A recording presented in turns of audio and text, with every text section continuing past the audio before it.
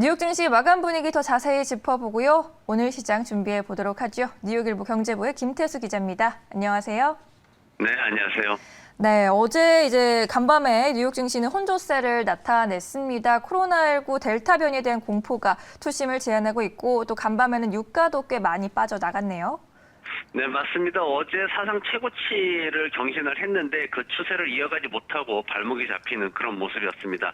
우선 7월 소비자 인플레이션 기대치를 뉴욕 연준에서 발표를 했는데 이 부분이 예상치가 4.7%로 0.1%포인트 낮아질 거다라고 예상을 했었는데 6월 달과 같은 수준이 4.8%를 기록을 했습니다. 그런데 6월 달이 역사상 가장 높은 수준이었기 때문에 시장에서는 이 부분에 대해서 아직까지도 시장의 어떤 공급, 부품이나 이런 것들에 대한 공급 문제 그리고 노동력 제한 문제 이런 것들이 앞으로 인플레이션이 더 늘어날 수밖에 없다라는 그런 예측이 생기고 있다. 이렇게 또 분석이 됐습니다.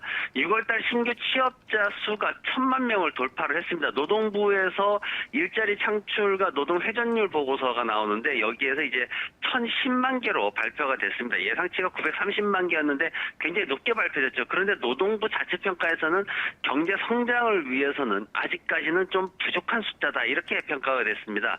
이 중에 이제 전문적인 어떤 분야들 그리고 비즈니스 서비스 분야 이런 것들이 한 22만 7천 명 정도 상승을 했는데 그 중에서도 특히 소매업하고 식품 서비스 쪽에서 12만 개 이상 높은 수준으로 상승을 했습니다. 그리고 또 하나 볼 게 해고율이 5월 달에 비해 가지고 이제 6월 달에는 0.9%로 이제 변동이 없었는데 이것도 역시 사상 최저 수준을 기록을 해서 이 부분에 대해서는 좀 시장에서 긍정적으로 평가를 하는 모습이었습니다.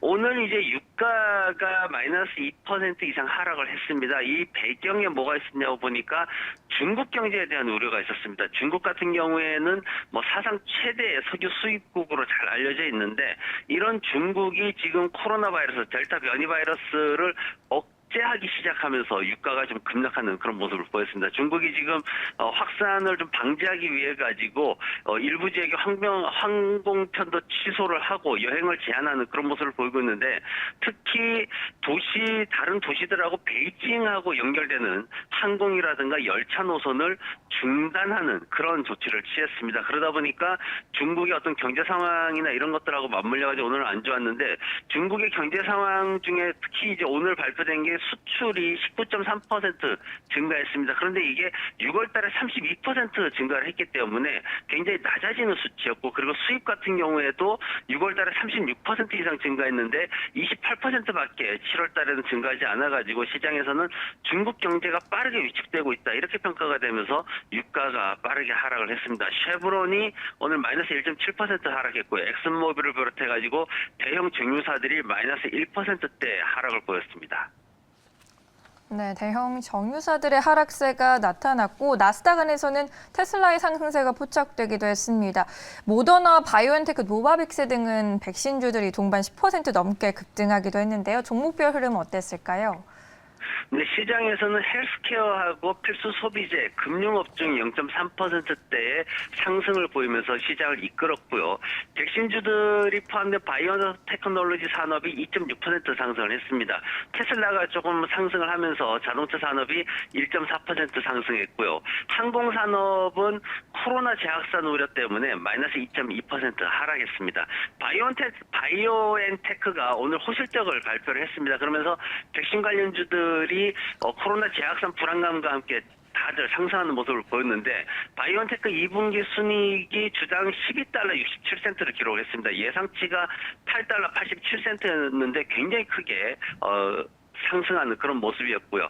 매출도 62억 달러를 기록을 했는데 예상치가 38억 달러 수준이었습니다. 굉장히 좋은 호실적을 발표를 했고요. 그리고 여기에다 추가로 187억 달러 규모, 올해에 22억 도즈 이상 이미 납품 계약을 완료했다라고 발표를 하면서 굉장히 빠르게 상승을 했습니다. 14%나 상승을 했고요. 모더나가 오늘 17%, 노바백스 12%, 바사트 같은 경우에도 12%나 상승하는 모습 보였습니다. 오늘 부킹홀딩스에서 어떤 얘기를 했냐면은 지난주에 코로나19 확진자가 증가가 되면서 또 이제 여기에 새로 부과된 여행 제한으로 인해 가지고 7월 달에 여행 예약 추세가 6월에 비해 가지고 좀 후퇴했다 이렇게 발표를 했습니다. 그러면서 죄송합니다. 아메리칸 에어라인이나 델타 항공을 비롯해가지고 항공주들이 마이너스 2% 내외 하락세를 보였고요. 그리고 비트코인이 지금 미국 의회에서 상원과 하원에서 굉장히 많은 얘기들이 나오고 있는데 지금 새로운 인프라 법안 투표를 좀 연기가 되고 있는 그런 모습입니다. 그러면서 암호화폐에 대한 세금을 부과하는 이런 것들도 논의가 좀 지연이 되면서 비트코인의 가격이 지금 46,000달러까지 상승을 해서 거래가 되고 있습니다.